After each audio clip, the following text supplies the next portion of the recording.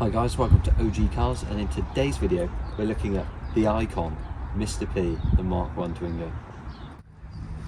So you join us with Mr P, the Mk1 Twingo again. Mr P has been doing really well on our social media. He's got like 250,000 views on TikTok. So basically Mr P is world famous. It's about time he featured on the channel again, because last time you saw him was quite a while ago and I was replacing the near side rear wheel cylinder, I believe, and before that I think there was the video why I love my Mk1 Twingo, and I think that's about it. I don't think it's ever had any other introduction video or any other video, so it was about time we covered what we've done in this car. Mr P started off as literally just a normal trade for us. We had the Volvo 340. We didn't really gel with the Volvo 340 and we found this Renault Twingo for sale, and you know, we've always loved seeing them in France and everything, and we thought spotting them was really cool.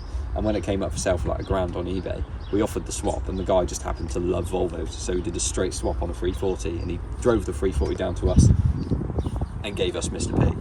And little did I know how long I would have Mr P. I genuinely thought it would be, you know, another stepping stone, but I absolutely love this car. Georgina loves this car, and all of you guys love this car too.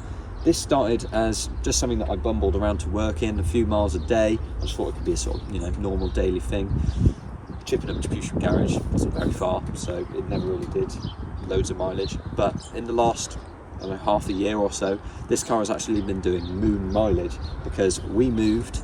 Obviously I moved to Cardiff to start with. This car was then going to G's parents' house in Cardiff, to my work in Cardiff, so similar mileage again. But then we moved up and we do 55 miles a day now, so she's doing 1,000 miles a month and she's doing it absolutely brilliantly. So he's doing it, it's all gender. So Mr P and I have been doing a fair mileage now, to say the least. I don't know how many miles I've put on it in all, but it's a fair few. And I'm not going to say it's without fault, but I am going to say it's still the perfect daily. It's never not got me to work, so I'm going to go with that's a massive bonus. Now, I will talk to you one little story about a time I almost didn't get to work, and that is because of this little thing here. Here's a shiny new alternator. You can tell, because I was going to say the rest of it's really dirty, but G did actually clean this car the other day, and she cleaned under the engine bay a little bit as well, so it's not as dirty everywhere else as it once was. But as you can see, this alternator is shiny and new, and parts are very cheap for this car as well, so that didn't cost a lot of money. That was like £50–60 I think, and I got it on next day delivery, so that's absolutely perfect. Basically, the alternator died while I was on the way to work, and I was very lucky because the battery basically had completely died. The headlights were dimming out, the car started to run very poorly, radio went off, and I had to pull off on the side of the A470 halfway down towards work. I was very lucky because I had a spare battery in the back that I had just fully charged from Jurassic Panda, and I was going to put it back on that car that evening. So I had a 13mm in the car. I managed to get everything undone just about, because it's a little bit awkward filling the spanner around on the battery mount, but we managed it, changed the battery, got to work. I managed to borrow a work car for a few days while I found the alternator, got it ordered, replaced it at work, and there we go. I've done some general service bits under here as well, but under here nothing else reliably has gone wrong. I've done an oil and filter change twice. I like to keep on top of my service stuff like that. I've done spark plugs, I've done HT leads, I've done the distributor cap, I've cleaned the rotor arm because annoyingly the one I bought was actually wrong, but I've done that anyway. And the air filter has been changed as well, but other than that I've just kept on top of it and it's all good. Are you serious? Right, now G is done rudely interrupting us. We can just finish off and say, yes, I've kept on top of servicing stuff and I've changed the alternator. I did also change the alternator belt while I was there, because why not? I had to get it off to do it anyway. So there we are, that's everything under the bonnet. So I must admit there have been a few issues in this general area as well. We did have an issue with the near side rear wheel cylinder for the last MOT. I did do a video on me changing that, so I won't cover that again here. But I did have some problems up front.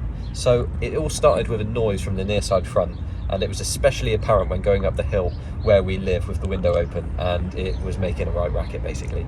The pads and discs were so worn, you know, there's a massive lip on the disc, so it was just sounding absolutely horrible, and I thought, right, I'm gonna have to change those pads and discs. I think for the cost of like 15–20 quid I managed to get some new pads and discs, old stock, off of eBay, because it's all sort of like shared with Renault 5 and all sorts of random stuff. So it worked out. I changed that and everything was fine for not very long, because I then got a massive brake bind on the near side front, and I thought, oh god, it's all going to be toast again. But luckily the pads and discs were okay, but I did cook the near side front wheel bearing. It did get a little bit smoky there, so yeah, she was getting a bit noisy on the motorway then. So I replaced the bearing, but the reason why it was binding is because the caliper had failed, so I replaced the caliper as well. Again, a bargain price. I found one from another car, I can't remember what it was now, but I've asked the Twingo group, and basically it shares a lot of parts with obviously Renaults of the same era, so that's fine. But then I had a bind from the new caliper, and that's because the sliders were seized on the new caliper. Even though they were greased and had boots on, it was still, the bottom slider was still seized, so I had to take it all out, take it all apart, grease it up and put it back together, and now we've got no more problems on the front. So you know, it'll be fine for at least a few more miles. We've also put the rear set of tyres on the front, obviously just changed the wheels. I did put new tyres on the front originally, Redsteins. They're on the back now, and now we're wearing out the fronts. They're almost worn out again, so it'll be getting a new set of shoes very shortly. In terms of visuals on the car, that bird is really annoying. In terms of visuals, I've managed to add more lack appeal, more rust. We've put some wheel trims on it. These are off a Lada Riva. They're casino style wheel trims, which are lovely. And G bought me a set of new number plates for Christmas, which say "Long Live the Pea."